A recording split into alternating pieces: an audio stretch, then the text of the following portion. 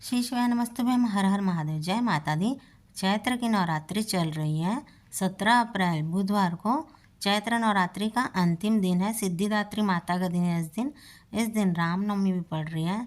देखिए, इस बार की जो नवरात्रि है ये बहुत ही शुभ है।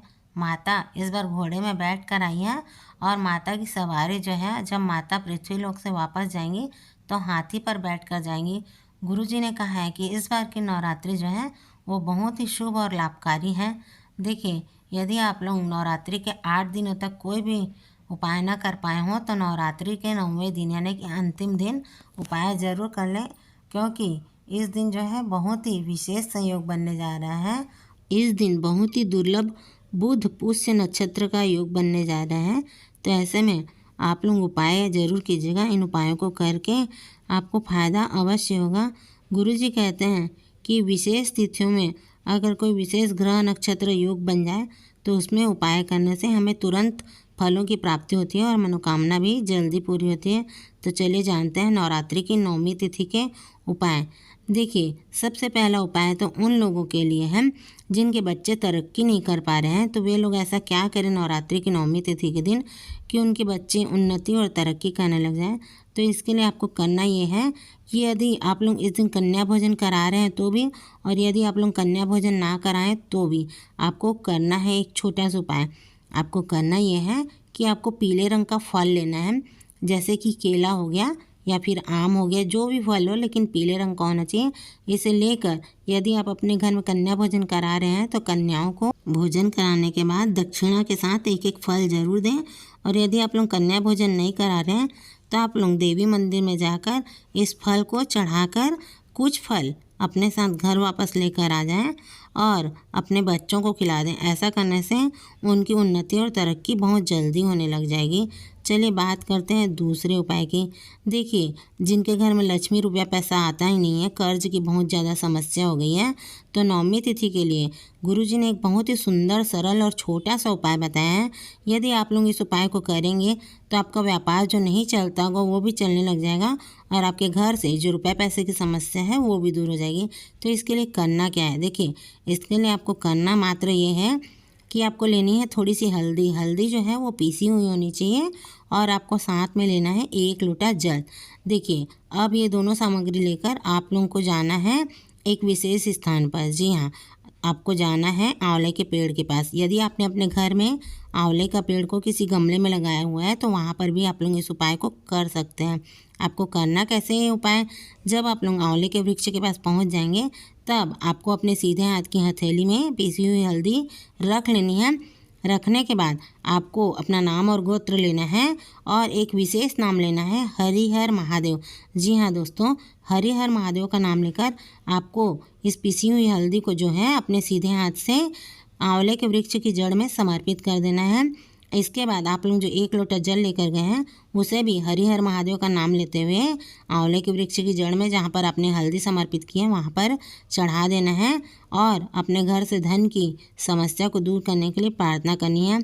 गुरुजी कहते हैं कि 9वीं तिथि के दिन किया जाने वाला ये अचूक उपाय है। इस उपाय को आप लोग कर लेंगे तो आपके घर से कर्ज और धन की समस्या दूर हो जाएगी और आपका व्यापार व्यवसाय चलने लग जाएगा। चलिए बात करते हैं तीसरे उपाय की। तीसरा उपाय उन लोगों के लिए है जिनका विवाह नहीं हो पा रहा है।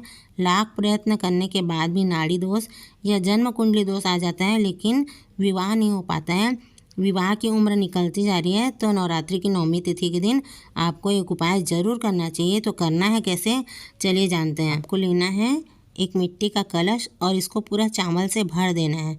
भरने के बाद आपको इस चावल के कलश में एक सिक्का डाल देना है और एक बेलपत्री डाल देनी है। अब इसके ऊपर आपको एक लाल रंग का कपड़ा ढक देना है। लाल रंग का कपड़ा ना हो तो माता की लाल रंग की छोटी सी चुन्नी ढक सकते हैं। ढक के अब जिसका भी विवाह नहीं हो पा रहा है उस बच्चे का, चाहे वो लड़का हो चाहे लड़की हो, उनका हाथ लगवा देना है और उनका नाम और गोत्र ले लेना है। अब घर से आपको बिना किसी से बात किए सीधा किसी भी माता के मंदिर में पहुंच जाना है और जब आप लोग माता के मंदिर में पहुंच जाएं तो आपको माता के पास इस कलश को चुपचाप रख कर जिसका विवाह नहीं हो पा रहा है उसका नाम और गोत्र ले लेना है और माता अशोक सुंदरी से विवाह की कामना करने के बाद अपने घर वापस आ जाना है। गुरुजी कहते हैं कि इस उपाय को करने के बाद 3 महीने के अंदर ही विवाह के योग बन जाएंगे। चलिए बात करते हैं चौथे उपाय की। चौथा उपाय उन लोगों के लिए है जिनकी नौकरी नहीं लग पा रही है। तो नवरात्रि के 8 दिनों तक यदि आपने कोई उपाय न किया हो तो 9वें दिन जरूर आप लोग एक छोटा सा उपाय कीजिए। इसके लिए आपको लेनी है 108 लाल रंग के फूल। अगर फूल नहीं है तो फूल की पत्ती भी ले सकते हैं, जैसे गुलाब के फूल की पंखड़ी ले लीजिए। लेकिन चाहे यदि आप 108 फूल ले रहे हैं तो वो एक ही जैसे होने चाहिए, या फिर फूल की पंखड़ी ले रहे हैं तो वो भी एक ही फूल के ही होने चाहिए और लाल रंग के होने चाहिए। साथ में आपको एक शुद्ध घी का दीपक लेना है, उसमें गोल बत्ती डालनी है। अब आप लोग अपने घर के आसपास किसी भी शिव जी के मंदिर में, शिवालय में पहुंच जाएं और वहां पर पहुंचकर आपको इस दीपक को सबसे पहले जलाकर रख देना है। उसके बाद जो 108 आप लोग फूल या फिर फूल की पंखड़ी लेकर गए हैं उसे आपको अपने सीधे हाथ की हथेली में रखकर अपना नाम और गोत्र ले लेना है। और उस फूल या फूल की पत्ती को आपको शिव जी के शिवलिंग में, जहाँ पर माता अशोक सुंदरी का स्थान है, वहाँ पर एक एक पत्ती या एक एक फूल को चढ़ाते जाना है और अपने नौकरी लगाने की प्रार्थना करते जाने हैं। जब आप लोग 108 फूल या पत्ती अशोक सुंदरी माता के स्थान पर चढ़ा देंगे, उसके बाद आपको अपने सीधे हाथ की हथेली रखकर अपना नाम और गोत्र ले लेना है और बाबा से अपनी नौकरी की प्रार्थना करके वापस आ जाना। गुरु जी कहते हैं कि नवरात्रि के 9वें दिन आप लोग इस उपाय को करेंगे तो आपकी नौकरी लगने का योग तुरंत बन जाएगा, आपकी नौकरी लग कर ही रहेगी। चलिए बात करते हैं 5वें उपाय की। 5वां उपाय उनके लिए जिनके घर में रुपया पैसा टिकता ही नहीं है, सुख समृद्धि की कमी है, जिनके यहाँ रुपया पैसा तो बहुत आता है लेकिन रुपया पैसा बचा नहीं पाते हैं। तो इसके लिए आपको नवरात्रि की 9वीं तिथि को एक छोटा सा उपाय जरूर करना चाहिए। इसके लिए आपको लेनी है एक छोटी सी लाल रंग की चुनरी। अब आप लोग माता के मंदिर में चले जाएं और माता के ऊपर इस लाल रंग की चुनरी को समर्पित कर दें। ऐसा करने से गुरुजी कहते हैं कि आपके घर में जो रुपया पैसा नहीं रुकता है वो रुकना शुरू हो जाएगा और आपके घर में धीरे धीरे सुख समृद्धि भी बढ़ती चली जाएगी। चलिए बात करते हैं 6वें उपाय की। जिनके यहाँ और तो सारी सुख सुविधाएं हैं लेकिन संतान की कमी है, तो वे लोग क्या करें जिससे उनके घर में संतान आ जाए। तो गुरुजी कहते हैं कि नवरात्रि के पवित्र दिन अभी चल रहे हैं, इसमें आपको एक छोटा सा उपाय जरूर करना चाहिए। इसमें आपको लेना है एक श्रीफल। ये श्रीफल जो है इसके ऊपर आपको मौली धागा लपेट लेना है और साथ में ले लेना है एक सिक्का। अब आप लोग महादेव के मंदिर में चले जाएं और जहाँ पर माता अशोक सुंदरी का स्थान है वहाँ पर इस नारियल को छुआकर आपको अपना नाम और गोत्र ले लेना है और बाबा से और माता अशोक सुंदरी से अपने घर में संतान की प्रार्थना कर लेनी है कि बाबा हमारे घर में संतान नहीं है, और तो सारे सुख हैं लेकिन संतान सुख नहीं है, आप कृपा करके हमारी झोली भर दीजिए। इस प्रकार प्रार्थना करके आपको जो नारियल आप लेकर गए हैं उसे शिव जी के शिवलिंग के पास नीचे ज़मीन पर रख देना है और बाबा के सामने झोली फैलाकर माता अशोक सुंदरी से प्रार्थना करके आ जाना है। गुरु जी कहते हैं कि नवरात्रि के दिन में आप लोग इस उपाय को करेंगे तो माता अशोक सुंदरी बहुत जल्दी आपकी गोद भरेगी, आपकी झोली खाली नहीं रहने देगी। चलिए बात करते हैं 7वें उपाय की। 7वां उपाय उन लोगों के लिए है जिनके यहाँ रोग और बीमारियाँ बनी रहती हैं। तो आपको एक छोटा सा उपाय ज़रूर करना है। तो करना क्या है, करना ये है कि आपको एक 2 बाती का दीपक बना लेना है। इसमें शुद्ध घी डाल लेना है। दीपक जो है वो मिट्टी का होना चाहिए, और मिट्टी का ना हो तो आप लोग आटे का भी बना सकते हैं। और बाती जो इसमें डालेंगे वो आपको लंबी बाती डालनी है। अब अपने साथ में एक माचिस ले लीजिए। इस उपाय को आपको शाम के समय करना है। आप लोग बेलपत्री के पेड़ के पास चले जाएं। अगर आपके घर में बेलपत्री का वृक्ष है तो वहाँ पर भी आप लोग इस उपाय को कर सकते हैं। आपको करना क्या है, सबसे पहले आपको एक बेलपत्री तोड़ लेनी है और उस बेलपत्री को बेलपत्री के पेड़ के नीचे रख देनी है। और रखने के बाद इस 2 बाती के दीपक को जला लेना है। जलाकर इसको वहाँ पर अपने घर से रोग और बीमारी दूर करने की प्रार्थना कर कर रख कर आ जाना है। ऐसा करने से आपकी बीमारियाँ धीरे धीरे दूर हो जाएंगी। चलिए बात करते हैं 7वें उपाय की। जिस घर में पति पत्नी में बहुत ज़्यादा लड़ाई झगड़ा होता है, बहुत ज़्यादा कलह कलेश रहता है, बात तलाक तक की पहुंच गई है, तो आपको नवरात्रि की 9वीं तिथि के दिन एक छोटा सा उपाय जरूर करना चाहिए। आपको माता के मंदिर में जाना चाहिए और वहाँ पर आपको एक लाल रंग का झंडा अपने साथ लेकर जाना चाहिए।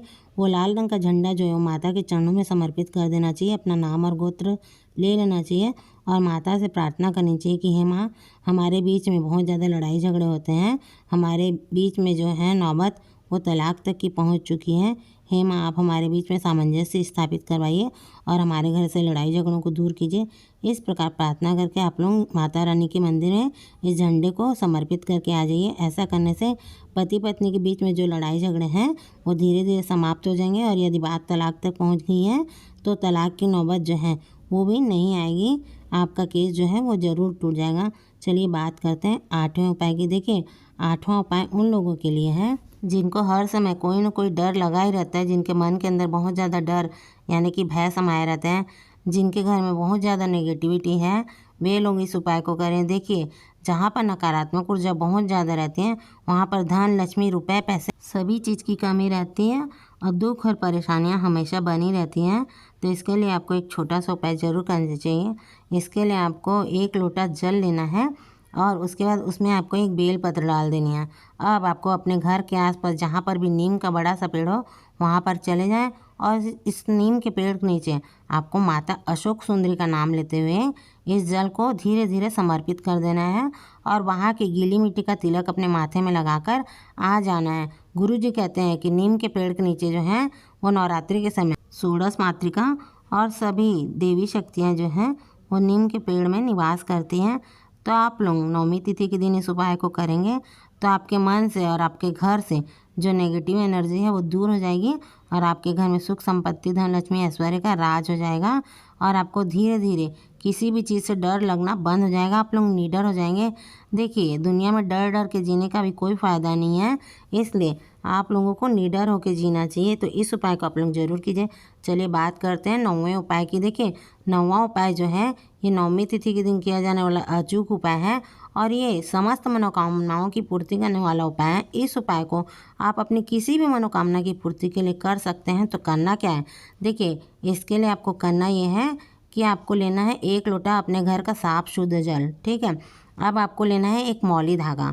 अब आपको एक दीपक लेना है। दीपक मिट्टी का हो तो ज़्यादा अच्छी बात है, नहीं तो आटे का भी ले सकते हैं। अब आपको इसमें एक बत्ती डालनी है। बत्ती आपको गोल डालनी है और गाय का शुद्ध घी डालना है। ठीक है, अब आप लोगों को आगे क्या करना है, आप लोग ध्यान से सुनिए। अब आप लोगों को पहुंच जाना है आंवले के पेड़ के नीचे। जी हाँ दोस्तों, जब आप लोग आंवले के पेड़ के नीचे पहुंच जाएंगे तब आपको क्या करना है, आप लोग ध्यान से सुनिए। आपको सबसे पहले ये दीपक वहाँ पर जलाकर रख देना है। रखने के बाद आप जो 1 लोटा जल लेकर गए हैं उस जल को आपको हरिहर महादेव के नाम से आंवले के वृक्ष में धीरे धीरे समर्पित कर देना है। अब आपको आंवले के वृक्ष में जो मौली धागा आप लेकर गए हैं उसको लेकर आपको आंवले के वृक्ष में बांध देना है। उसके बाद आपको आंवले के वृक्ष के 9 चक्कर लगाने हैं।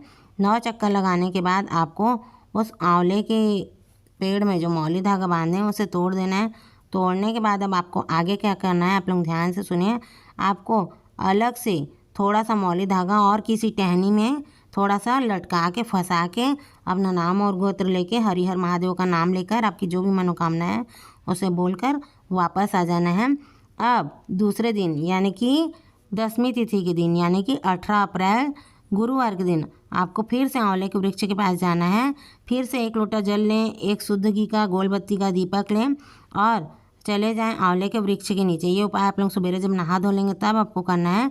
जब आप लोग आंवले के वृक्ष के नीचे पहुंच जाएंगे तब आपको सबसे पहले दीपक जला लेना है। जलाने के बाद जो 1 लोटा जल लेकर गए हैं उसे हरिहर महादेव के नाम से आपको आंवले के वृक्ष पर समर्पित कर देना है।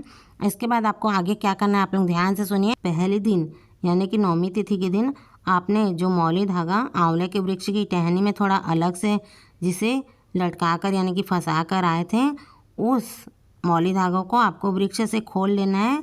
खोलने के बाद आपको इस मौली धागों को वहीं पर अपने हाथ में बांध लेना है। यदि आप लड़की हैं, लेडीज़ हैं, तो आपको अपने उल्टे हाथ में इस मौली धागों को बांधना है और यदि आप जेंट्स हैं, पुरुष हैं, तो आपको अपने सीधे हाथ में इस मौली धागा को बांधना है। बांधने के बाद अब आपकी जो भी मनोकामना है उसे पूरी करने को हरिहर महादेव से प्रार्थना करें।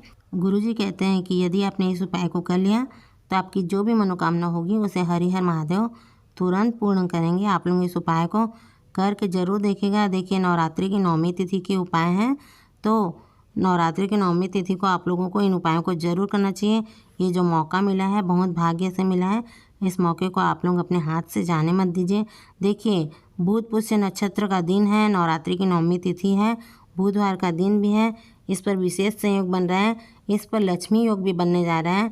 तो लक्ष्मी योग में आप लोग धन प्राप्ति और लक्ष्मी प्राप्ति के अचूक उपाय जरूर करें और इसके साथ ही आपने जिस भी मनोकामना के लिए जो भी उपाय किए होंगे आपकी वो सभी मनोकामनाएं माता रानी और महादेव की कृपा से ज़रूर पूर्ण हो जाएंगी। करना है पूरे श्रद्धा और विश्वास के साथ, तो करिएगा ज़रूर। वीडियो पसंद आए तो प्लीज़ लाइक करें, शेयर करें और मेरे चैनल को सब्सक्राइब करें। हर हर महादेव, जय भोलेनाथ। श्री शिवाय नमस्तुभ्यम।